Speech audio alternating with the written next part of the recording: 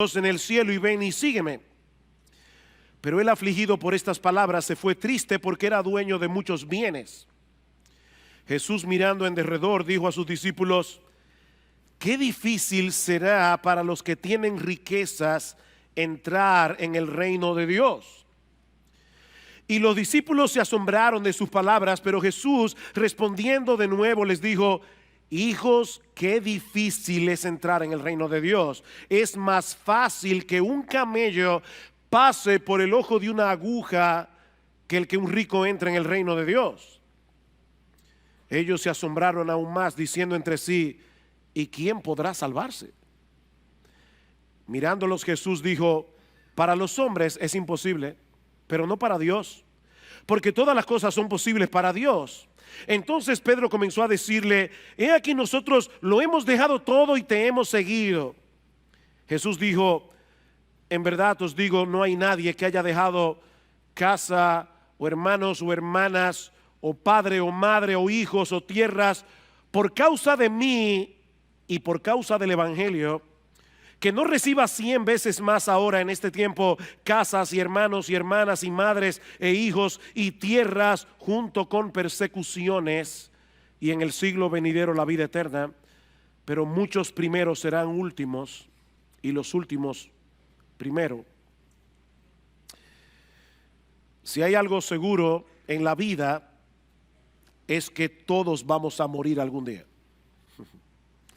No sabemos cuándo será, no sabemos en qué circunstancia, pero sí sabemos que la muerte es inevitable. Esto es tan tormentoso que muchas personas prefieren no pensar en eso. Hace unos años atrás salió publicada la noticia de que un grupo de médicos estaba tratando de reducir la tasa de mortalidad. Yo no sé exactamente a qué se referían, porque lo cierto es que la tasa de mortalidad no puede ser reducida. Es de un 100%. Todo el que nace en este mundo morirá. El filósofo y matemático francés Blaise Pascal lo dijo de una manera bastante sombría, pero muy realista. Él decía en uno de sus pensamientos: imaginemos a unos cuantos hombres encadenados y todos ellos condenados a muerte, varios de los cuales son degollados cada día a la vista de los demás, que ven su propia condición en la de sus semejantes y mirándose unos a otros con dolor y sin esperanza aguardan su turno. Esta es la imagen de la condición humana, dice Pascal. Eso no suena muy atractivo, pero es muy realista.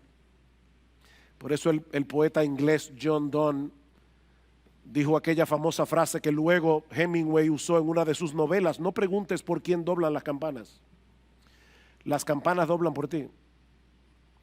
No preguntes por quién doblan las campanas. En los pueblos antes tocaban las campanas cuando había un funeral. Dicen: no preguntes por quién están doblando hoy las campanas doblan por ti. Cada segundo mueren miles de personas y cada una de esas muertes es un aviso de lo que nos espera a cada uno de nosotros, tarde o temprano. Y aunque yo sé que muchos pretenden vivir como si esta vida presente fuera todo lo que hay, lo cierto es que Dios puso eternidad en nuestro corazón. Dios puso eternidad en nuestro corazón. Es por eso que el hombre es un religioso incurable. El hombre, aún el ateo, el hombre es un religioso incurable. Algo en nuestro interior nos dice que la muerte no es el punto final de nuestra existencia.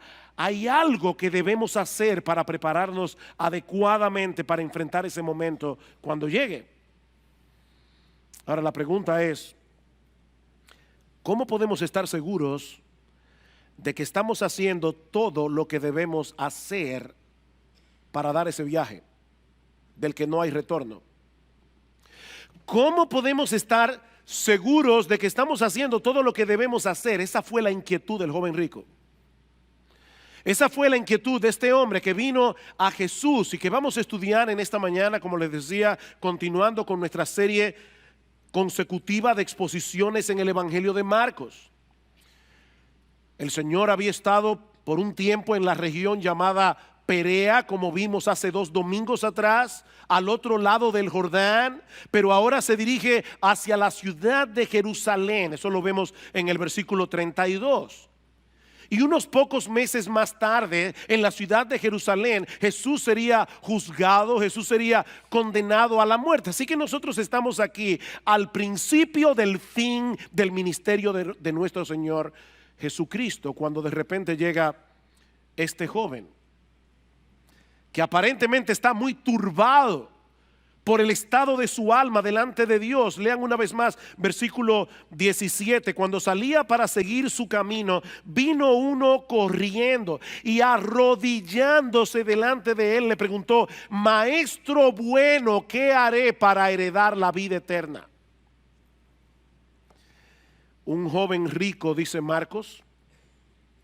Lucas, en el relato paralelo, nos dice que este hombre era muy rico y que era un hombre prominente. De hecho, la palabra que Lucas usa es gobernante. Este hombre era un personaje en el pueblo de Israel. Probablemente era miembro del Sanedrín, una de las instituciones más emblemáticas, más prestigiosas de la nación de Israel en los días de Jesús. Así que este individuo había tenido bastante éxito en la vida.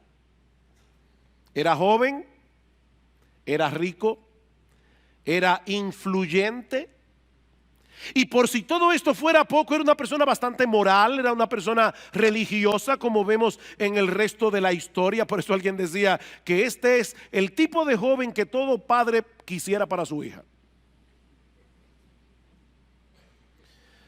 Sin embargo, la historia revela que este joven tenía una inquietud tan grande en su corazón que Marcos nos dice que él vino corriendo al Señor Jesucristo. Hay detalles aquí que no debemos pasar por alto. En el tiempo de Jesús, la gente de prestigio no corría. Eso estaba fuera de la ética social. Pero este joven estaba tan inquieto que viene corriendo delante del Señor y dice que hincando las rodillas delante de él le preguntó: Maestro bueno, ¿qué haré para heredar la vida eterna? ¿Qué pregunta? En otras palabras, Maestro, ¿cómo yo puedo estar seguro de que yo estoy haciendo todas las cosas que yo debo hacer para ir al cielo? Lo tenía casi todo, pero había una duda en su corazón que no lo dejaba vivir en paz. Una pequeña duda, una gran duda. Esto no es para hacer chistes, pero me vino a la mente algo que vi hace unos años atrás en una viñeta de esa que salen en los periódicos. Había un individuo en el desierto muriéndose de sed y habían 2 manantiales de agua al lado y un letrero que decía: cuidado, agua venenosa, y en el otro decía: esta agua es potable, y otro letrero que decía: o será al revés.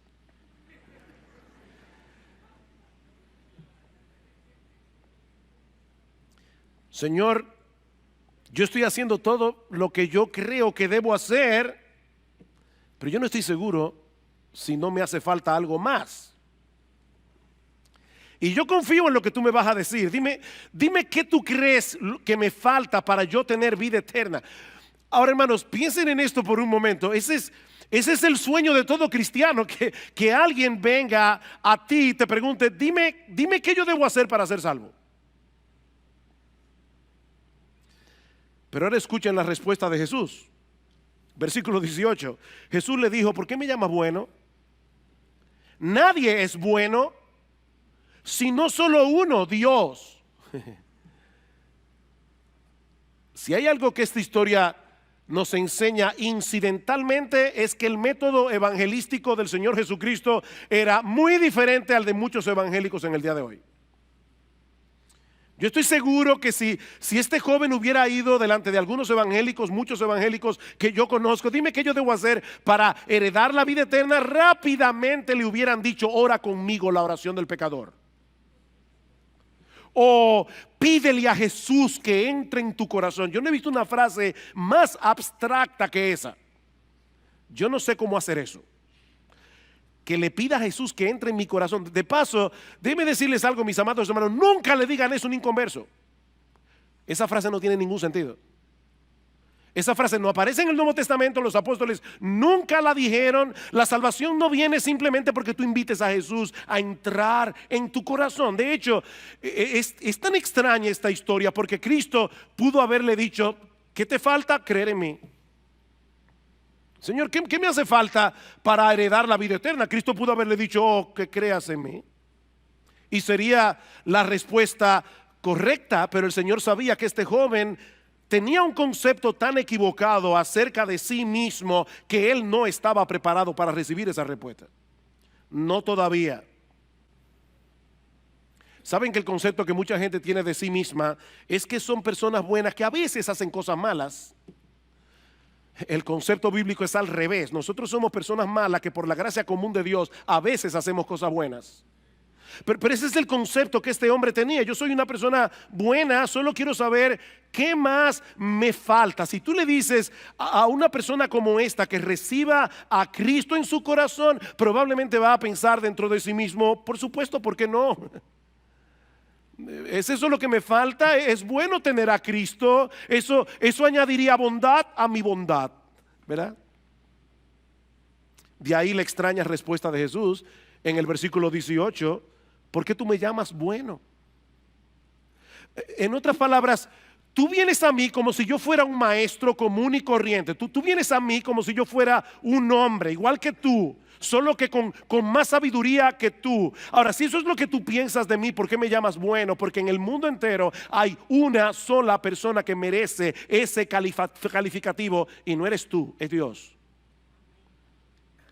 Hay uno solo que es bueno. Jesús no está ni negando ni afirmando que Él sea Dios en este pasaje. Ese no es el foco primario de atención aquí. Él simplemente quiere hacerle ver a este joven lo equivocado que él estaba cuando él creía de sí mismo que él era bueno. Porque lo cierto es que en el mundo entero no hay nadie, absolutamente nadie, que sea bueno. Dice Pablo en Romanos capítulo 3 versículo 10: todos se desviaron, a una se hicieron inútiles todos, no hay quien haga lo bueno, no hay ni siquiera uno. Y sí, yo sé que hay personas que son relativamente buenas, y son relativamente buenas en comparación con otros seres humanos que son peores.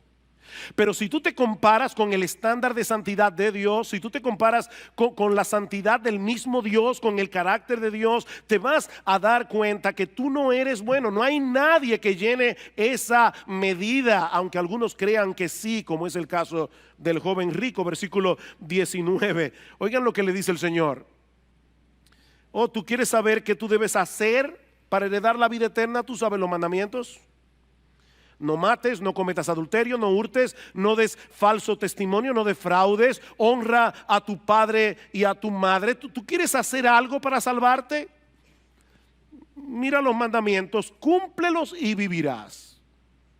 Ahora, pregunta: ¿está enseñando Jesús aquí en este pasaje que la salvación es por obras, que la salvación es por obedecer los 10 mandamientos? Por supuesto que no. De hecho, no voy a entrar en esto ahora, pero si ustedes van al capítulo 18 de Lucas, que es donde está el texto paralelo de Marcos capítulo 10, verán que inmediatamente antes de este relato encontramos la parábola del fariseo y el publicano. O sea que esa parábola está en el trasfondo de esta historia. Jesús dice: 2 hombres subieron al templo a orar, uno era fariseo, el otro era publicano. El fariseo oraba consigo mismo y le decía a Dios: yo te doy gracias porque yo no soy como los otros hombres. Yo no soy adúltero, yo no soy avaro, yo doy diezmos de todo lo que gano, yo vengo al templo todos los sábados. Gracias, Señor, la verdad es que te pasaste conmigo. Y el fariseo le dice: yo no soy ni siquiera como este publicano, este cobrador de impuestos. Y el publicano se daba golpe en el pecho, se estaba lejos, diciendo: Dios, sé propicio a mi pecador. Y Cristo dice: este publicano descendió a su casa justificado antes que el otro, el fariseo, porque el que se humilla será enaltecido, el que se enaltece será humillado. Así que esta historia está en el trasfondo de esa parábola. No, Cristo no le está enseñando al joven rico que debía salvarse guardando los mandamientos. Lo que Él quiere hacerle ver a este joven es que es imposible para el hombre salvarse a través de su obediencia. La Biblia dice que uno de los propósitos por los cuales Dios reveló su ley es para que nosotros podamos evaluarnos objetivamente, mirarnos en ese espejo y ver lo lejos que nosotros estamos de llenar esa medida. Imagínate que el mandamiento más importante de la ley es: amarás al Señor tu Dios con todo tu corazón, con toda tu alma, con toda tu mente, con todas tus fuerzas, y eso no lo hace nadie ni por un segundo. Y el otro es semejante: ama a tu prójimo como a ti mismo. Ama a tu prójimo con la misma intensidad, con la misma energía, con la misma pasión con la que tú te amas a ti mismo. Dime, ¿tú guardas los mandamientos? Pablo dice en Romanos capítulo 3 versículo 20 que es por medio de la ley que viene el conocimiento del pecado. El problema es que este joven no entendía del todo el alcance de la ley. Por eso le dice al Señor en el versículo 20: Maestro, todo esto lo he guardado desde mi juventud. Wow. Bueno, si esa es la medida, tengo mis papeles en reglas. En el relato paralelo, en el Evangelio de Mateo, se incluye esta última pregunta: ¿qué más me falta? Eso es interesante. Él estaba bastante seguro de su propia bondad, pero había un elemento de duda en su corazón. ¿Qué más me falta? Ese es el problema de aquellos que pretenden salvarse haciendo cosas buenas. No hay forma de saber con toda certeza de que estás haciendo lo suficiente. ¿Me hace falta algo más, maestro? Jesús, versículo 21, mirándolo, lo amó y le dijo: una cosa te falta. Ve y vende cuanto tienes, dalo a los pobres, y ven y sígueme, y tendrás tesoro en el cielo. Una cosa te hace falta. Hermanos, ¿qué reacción la de Cristo? Esto fue leccionador para mí. Jesús no reaccionó airado diciéndole: pero qué mentiroso y soberbio eres. ¿Estás tan ciego que no puedes darte cuenta de que no existe en este mundo ningún ser humano que llene esa medida de la ley de Dios? No. El texto dice que Jesús, mirándolo, lo amó, y Marcos es el único que incluye ese detalle en los evangelios. El Señor Jesucristo sintió una profunda compasión por este joven que estaba perdido en su moralidad. Si me oíste bien, este joven estaba perdido en su moralidad. Los puritanos decían: hay dos formas en que se puede hundir un barco. Una es cargado de estiércol y la otra es cargado de oro, pero se va a hundir igualito. Mi amigo, nadie puede salvarse guardando los mandamientos. Pablo dice en Gálatas capítulo 3 versículo 10 que todos los que dependen de las obras de la ley para salvarse están bajo maldición, están bajo la maldición de Dios. Si tú estás dependiendo de las obras de la ley, de guardar los mandamientos, Pablo dice, no yo, Pablo dice en la Biblia, estás bajo la maldición de Dios. Pues escrito está, y ahora Pablo cita Deuteronomio: maldito todo aquel que no permaneciere en todas las cosas escritas en el libro de la ley para hacerlas. Cada vez que nosotros pecamos, estamos violando la ley como un todo, no simplemente estamos violando uno de sus acápites. Bueno, fue una mentirita. No, es que el problema con esa mentirita es que ya tú rompiste la ley, tú violaste la ley, y esa ley es un reflejo del carácter de Dios. Ese es el problema. La ley es un reflejo del carácter de Dios, de manera que cada pecado es un atentado contra el carácter santo de Dios. Por eso dice Santiago capítulo 2 versículo 10: cualquiera que guardare toda la ley, si eso fuera posible, pero ofendiere en un punto, se hace culpable de todos. Mi amigo, si tú te quieres salvar por tu obediencia, tendrás que obedecer todos y cada uno de los mandamientos de la Biblia todos los días de tu vida. Y si tú eres honesto contigo mismo, seguramente ya debes haberte dado cuenta de que eso es imposible. Y eso es precisamente lo que Cristo quiere hacerle ver a este joven rico, porque lo amó. Porque lo amó. No fue con una actitud de cinismo que el Señor trató con este joven. Y hermanos de iglesia bíblica del Señor Jesucristo, cuídense de eso. Uno puede ver a una persona moralista y tratarla con desprecio. Así como hay personas que tratan a las prostitutas, a los ladrones con desprecio, hay personas que tratan a los moralistas con desprecio. Cristo no hizo eso. Cristo sintió compasión por este joven, una profunda compasión. Y le dice: joven, solo te hace falta una cosa. Vende todo lo que tienes, dáselo a los pobres y sígueme a mí. Ahora, hermanos, y esto es crucial.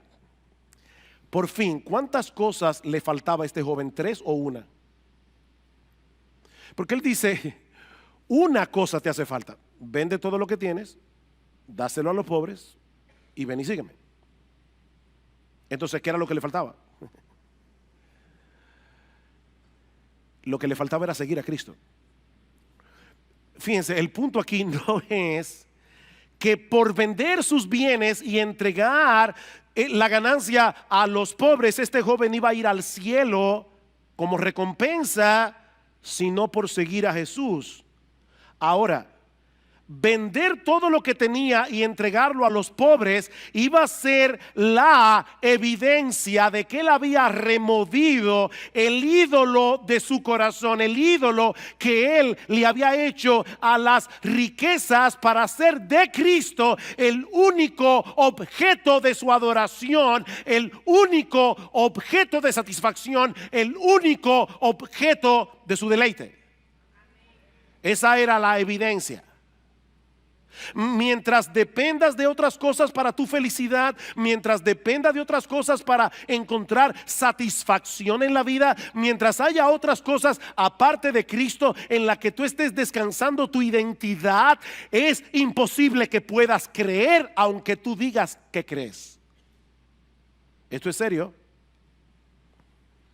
Es muy fácil decir que creemos en Cristo, pero es otra cosa muy distinta mostrar esa confianza dependiendo únicamente de Él y encontrando toda nuestra satisfacción únicamente en Él.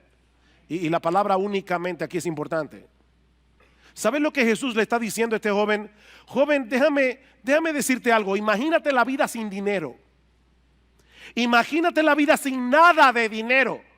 Y imagínate la vida sin tus bienes. Imagínate la vida sin tus casas. Imagínate la vida sin tus carros, sin tu ropa, sin tus muebles, sin tu vivienda, sin tu cuenta bancaria. Imagínate una vida en la que solo me tuvieras a mí. Pregunta, ¿estarías satisfecho?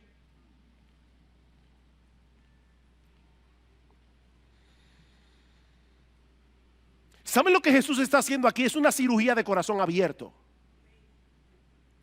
Eso es lo que Jesús está haciendo aquí. Es una cirugía de corazón abierto. Cristo está metiendo el bisturí lo más profundo que Él pueda para tocar el nervio central de la idolatría de ese joven. ¿Saben cuántas personas hay en el mundo que creen, pero en realidad no creen? O sea, personas que tienen a Cristo como un adorno más. Es un adorno en el contexto de su vida decente, en el contexto de su vida religiosa, pero Cristo no es su todo. Y déjame decirte algo, mi amigo. Si Cristo no es todo para ti, Él no es nada para ti. Cristo no es un adorno. Es por eso que Jesús dice en Lucas capítulo 14 versículo 33 que el que no renuncia a todo lo que posee no puede ser su discípulo. Punto. El que no renuncia a todo lo que posee no puede ser mi discípulo. Es imposible seguir aferrado a todas esas cosas y al mismo tiempo tratar de aferrarte a Jesús. Eso no se puede. Tienes que soltar todo lo demás antes de que puedas aferrarte a Él de todo corazón. Él no es un adorno religioso. Si no lo es todo, entonces no es nada. Pastor, ¿significa eso que todos los cristianos tienen que ser pobres? No. En la Biblia nosotros encontramos varios personajes que eran muy ricos y muy piadosos. Abraham era muy rico, Job era muy rico. Pero a la hora de la prueba ellos demostraron que Dios era su todo. Ustedes recuerdan cuando Dios le dijo a Abraham: Abraham, vete al monte Moría, llévate a tu hijo Isaac, a ese adolescente que habías esperado por más de 25 años, y ofrécemelo a mí como un sacrificio. ¿Qué hizo Abraham? Fue al monte, al lugar donde Dios le dijo, e iba a degollar a su hijo.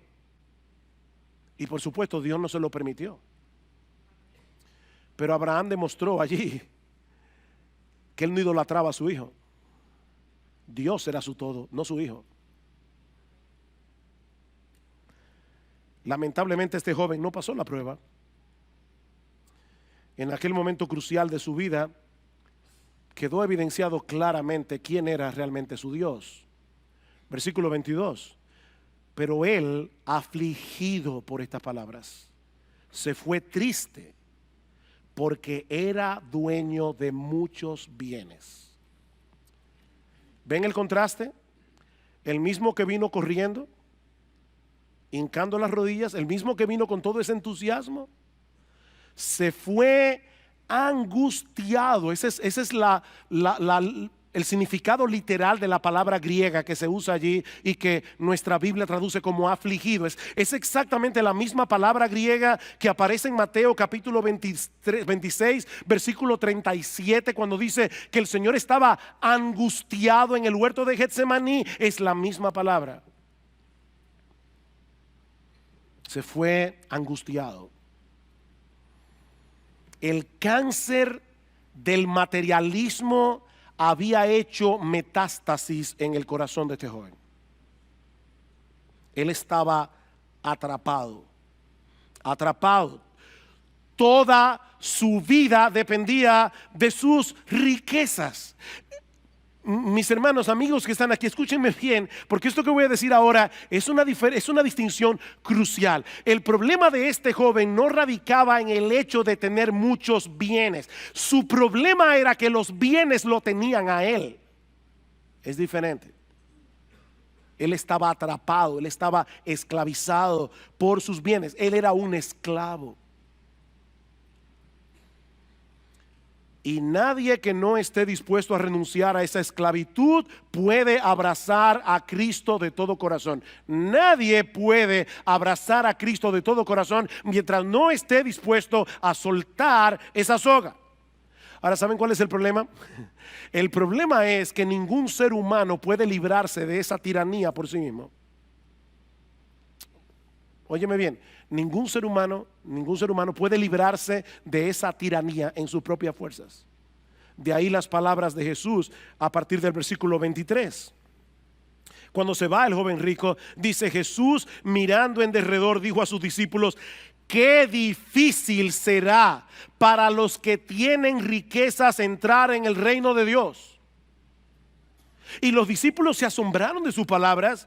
Pero Jesús, respondiendo de nuevo, les dijo: hijos, qué difícil es entrar en el reino de Dios. Es más fácil que un camello pase por el ojo de una aguja que el que un rico entre en el reino de Dios. Ellos se asombraron aún más, diciendo entre sí: ¿y quién podrá salvarse? Mirándolos, Jesús dijo: para los hombres es imposible. Para los hombres es imposible. Esa es la enseñanza de toda esta sección. La salvación es imposible para los hombres, sean ricos o sean pobres. Noten lo que dice en el versículo 27 otra vez. Mirándolos, Jesús dijo: para los hombres. Él no dijo para los ricos, él no dijo para los pobres, él dijo para los hombres, sean ricos, sean pobres. Para los hombres la salvación es imposible. Pero los ricos son más vulnerables a sentirse tan satisfechos en sus riquezas que no sean capaces de percibir lo impotente que son. Están tan acostumbrados a que todo lo resuelven por ellos mismos, a que todo lo resuelven con sus propios recursos, a que solo tienen que buscar la chequera, dar un tarjetazo. Están tan acostumbrados a vivir así que ellos no dependen de Dios. Es muy difícil que ellos vean su dependencia. Es muy difícil que vean su miseria. Es muy difícil que vean el estado tan deplorable en que se encuentran. Por eso resulta más fácil pasar un camello por el ojo de una aguja a que un rico entre en el reino de Dios. Pastor, ¿y qué significa eso? Pasar un camello por el ojo de una aguja, exactamente eso mismo. Exactamente eso mismo. Esa era una frase coloquial que se usaba en aquellos días para señalar algo que es imposible. Es como los gringos tienen una frase en inglés que yo no sé si se usa en español, pero ellos dicen: cuando a las ranas les salgan pelos. O sea, nunca. La misma posibilidad que hay de que a una rana le salgan pelos, o de que tú entres un camello por el ojo de una aguja, es la posibilidad que hay de que un rico entre al reino de Dios. Es absolutamente imposible que un camello pase por el ojo de una aguja, y así también es imposible para el hombre salvarse en sus propias fuerzas, y mucho menos alguien que se siente tan satisfecho por todo lo que tiene. Es imposible. Las riquezas pueden ser un gran problema, pueden ser un gran obstáculo, y pueden impedir a los hombres que vengan a Cristo con humildad, que vengan a Cristo con ese sentido de dependencia del que hablábamos el domingo pasado. ¿Recuerdan cuando estudiamos el texto de los niños que dice: dejad a los niños, venid a mí, porque de los que son como ellos es el reino de los cielos? Dice Cristo en el versículo 15 de Mateo 10, que estudiamos la semana pasada. Dice el Señor aquí: en verdad os digo, el que no reciba el reino de Dios como un niño no entrará en él. Con ese mismo sentido de dependencia, con ese mismo sentido de humillación que tienen los niños. Ahora, esto fue chocante para los discípulos. ¿Se dieron cuenta? 2 veces dice que ellos se asombraron. Y le preguntan al Señor: entonces, ¿quién podrá salvarse? En el contexto cultural de estos hombres, las riquezas eran una señal inequívoca de la bendición de Dios. Si tú eras rico es porque definitivamente el favor de Dios estaba sobre ti. Esa era la mentalidad de los apóstoles. De ahí el asombro. Si resulta más fácil pasar un camello por el ojo de una aguja que el hecho de que un rico pueda entrar en el reino de Dios, entonces ¿quién podrá salvarse? Y la respuesta de Cristo es contundente: nadie. ¿Oíste bien? ¿Quién podrá salvarse? Nadie. Para los hombres es imposible. No podemos cambiarnos a nosotros mismos. No podemos limpiarnos de nuestros pecados. No podemos disponer nuestro propio corazón para amar a Dios, para amar su gloria por encima de todo, aún amar a Dios y su gloria más que tu propia vida. Tú no puedes hacer eso por ti mismo. Eso es imposible. Estamos encadenados, condenados a ser unos esclavos miserables, a menos que un poder superior intervenga a nuestro favor. Y eso nos lleva a la segunda enseñanza de este pasaje.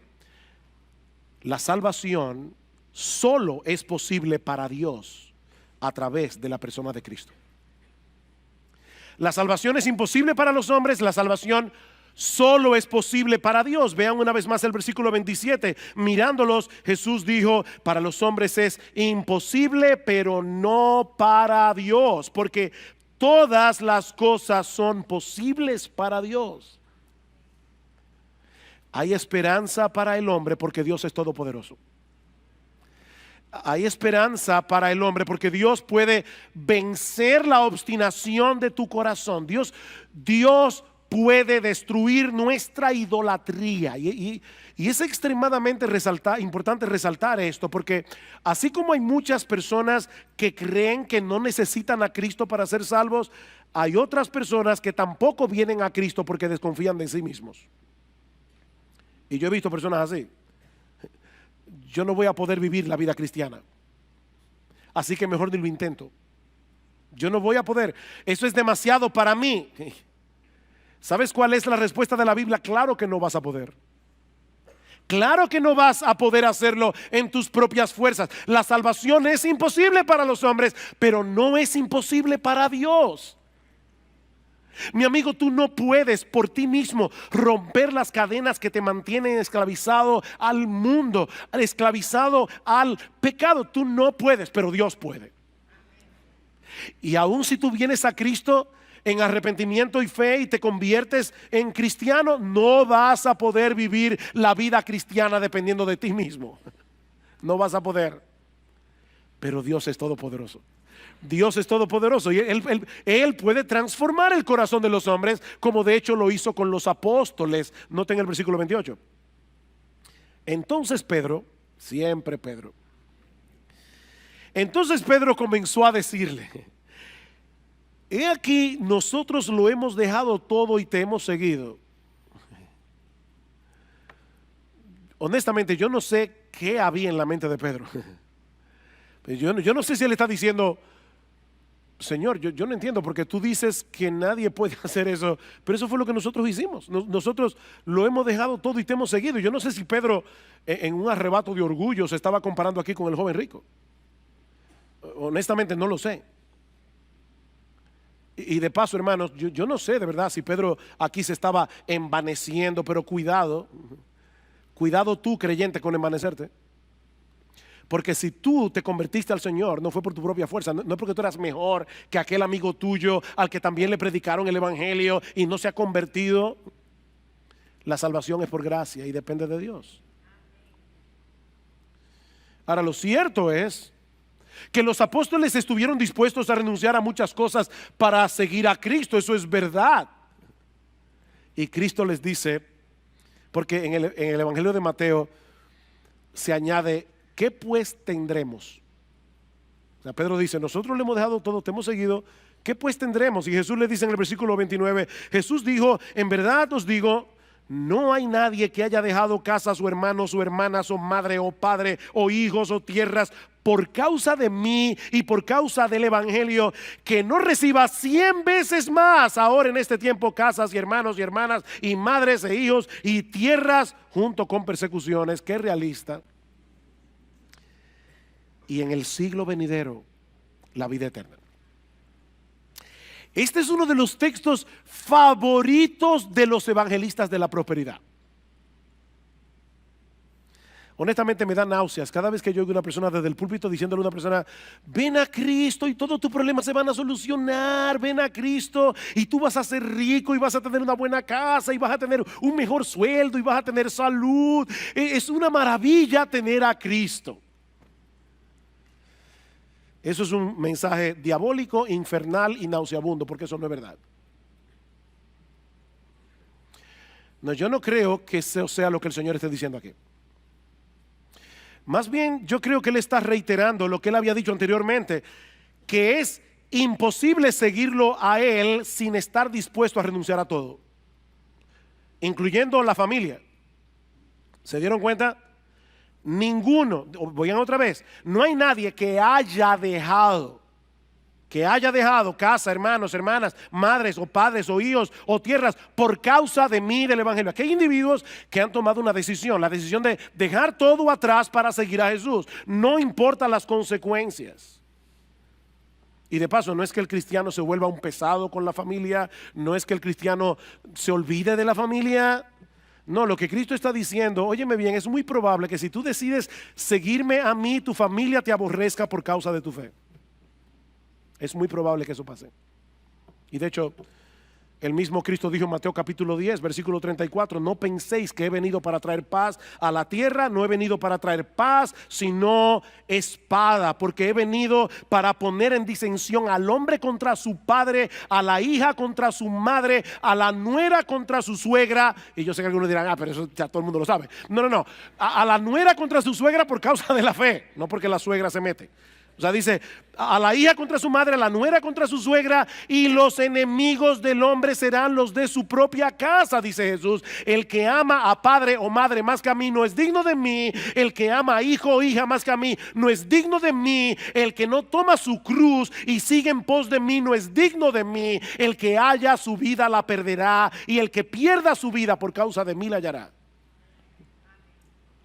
Definitivamente Cristo no se andaba con medias tintas. De nuevo, óyeme bien, le dice Jesús, conmigo es todo o nada. Yo no soy plato de segunda mesa, yo no soy un adorno religioso. Conmigo es todo o nada. Si yo no soy todo para ti, yo no soy nada para ti. El que no está dispuesto a pagar ese precio por causa de Cristo y por causa del Evangelio, como dice en el versículo 29, no puede ser cristiano.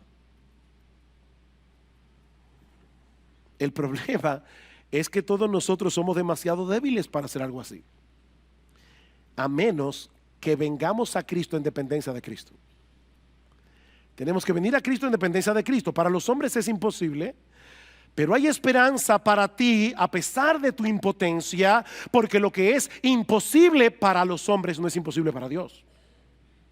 La salvación está disponible para toda clase de hombres, porque Dios es todopoderoso. Dios es todopoderoso, su poder no tiene límites, todas las cosas son posibles para Él, dice el Señor. Fue Dios el que proveyó el remedio a través de la persona y la obra de Cristo. Cristo murió en una cruz para pagar mi deuda delante del Padre. Es Dios el que abre nuestros ojos para que veamos la terrible condición en que nos encontramos, la necesidad que tenemos de ser salvos. Es Dios el que inclina nuestra voluntad para que abracemos por fe y de todo corazón lo que Cristo ofrece. Pero eres tú el que tienes que venir en dependencia de Él. La salvación es por gracia, dice Pablo en Efesios capítulo 2, por medio de la fe. Esto no de vosotros, dice la Biblia, es un don de Dios, es un regalo de Dios, no es por obras para que nadie se gloríe. Este es el punto focal del Evangelio, la total impotencia del hombre contrastada con el absoluto poder de Dios. Hay salvación completa y gratuita por medio de la fe en la obra redentora de Cristo. Más adelante en el capítulo 10, versículo 45, dice el Señor, el Hijo del Hombre vino no para ser servido, sino para servir y para dar su vida en rescate por muchos. Él vino a morir en una cruz para dar su vida para rescatar pecadores.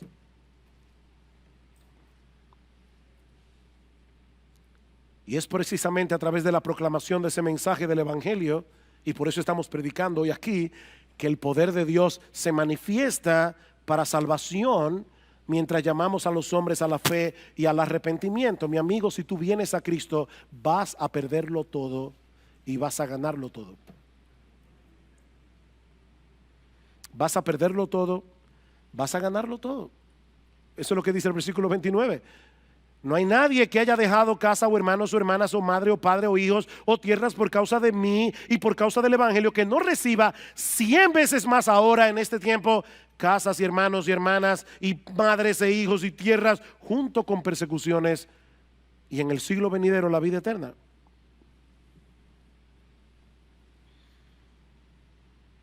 ¿Lo que esto significa es que todos los cristianos serán ricos? No. No, yo creo que esta promesa implica dos cosas.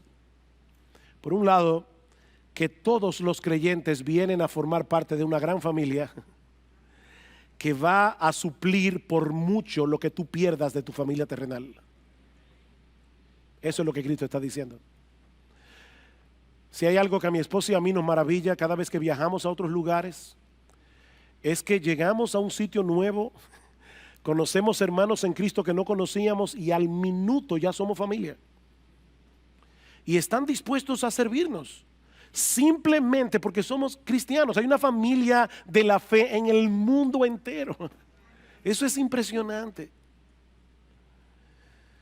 Pero por el otro lado, y esto que voy a decir ahora es muy sensible, yo creo que John Piper tiene razón cuando dice que hay algunos cristianos que por diversas circunstancias no están rodeados de muchos creyentes. Y él pone el caso particular de los misioneros. Misioneros que son desarraigados de su país, de su familia, y van lejísimo a predicar el evangelio a lugares extraños. Cuando mi esposo y yo estuvimos visitando a nuestra hija en el mes de mayo, ella nos hablaba de eso, nos decía, esto es difícil, lo más difícil es ese sentido de desarraigue, tú no perteneces a ningún lugar. Y nuestra hija nos decía, y es lo que yo creo que está envuelto en todo esto, ella decía, yo me he dado cuenta que mi hogar está donde está Cristo. Mi hogar está donde está Cristo. Y yo creo que probablemente lo que el Señor está diciendo allí es a esas personas que están solas en lugares donde no hay casi cristianos. Dice, aún así, si tú lo pierdes todo por causa mía, lo que vas a obtener por el hecho de tenerme a mí será infinitamente más satisfactorio que cualquier cosa de este mundo que tú hayas podido perder. Tú tendrás en mí 100 veces más amor incondicional. El amor incondicional de Cristo suplirá 100 veces más el amor de hermanos, hermanas, padres, hijos, tierras, todo. Él será tu hogar y será 1000 veces mejor que el hogar que tú hayas perdido por causa de Él. Cristo es mejor. Y cuando te toque partir de este mundo, como decíamos al principio, cuando te toque partir de este mundo, disfrutarás de una incomparablemente deleitosa comunión con Él por los siglos de los siglos. Es de esa vida eterna que el Señor habla aquí en el versículo 30. Por eso es que Pablo dice en Romanos capítulo 8 versículo 18, estoy seguro, tengo por cierto que las aflicciones de este tiempo presente no se pueden comparar con la gloria venidera que en nosotros ha de manifestarse cuando Jesucristo nuestro Salvador regrese en gloria.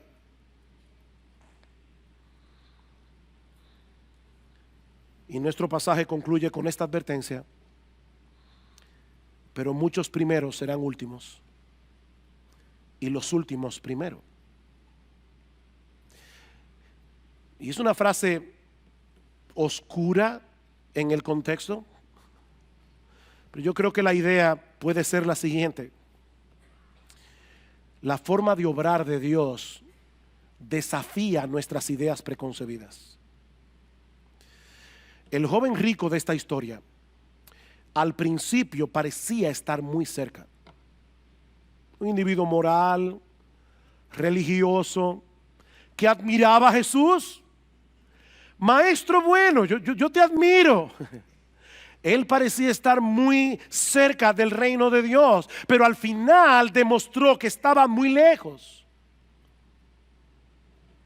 Según el criterio del mundo, este individuo había tenido una vida bastante exitosa, increíblemente exitosa. Era joven, era rico, era influyente. Según el criterio de Jesús, este joven era un pobre esclavo que estaba arruinando su vida en medio de su opulencia y en medio de su moralidad.